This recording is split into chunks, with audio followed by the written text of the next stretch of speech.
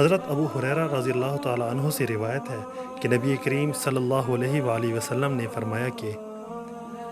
اللہ کا جو بندہ کسی بے شوہر اور بے سہارا عورت اور کسی مسکین حاجت مند آدمی کے کاموں میں دھوڑ دھوپ کرتا ہو،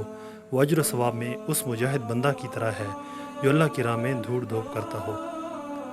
راوی کہتے ہیں کہ آپ صلی اللہ علیہ وآلہ وسلم نے یہ بھی فرمایا کہ اور اس شب بیدار بندہ کی طرح ہے جو رات بھر نماز پڑھتا ہو اور تھکتا نہ ہو، اور اس دائمی روزہ دار کی طرح ہے جو ہمیشہ روزہ رکھتا ہو، کبھی بے روزہ کے رہتا ہی نہ ہو۔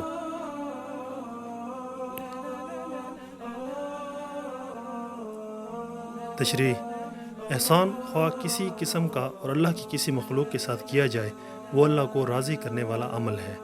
لیکن خاص کر کسی بے سہارا عورت اور کسی مسکین بندہ کی مدد کے لیے اور اس کے کاموں میں دھوڑ دھوپ کرنا اتنا اونچا عمل ہے کہ اس کے کرنے والے بندے اجر و ثواب میں ان بندوں کے برابر ہیں جو راہ خدا میں جہاد کرتے ہیں۔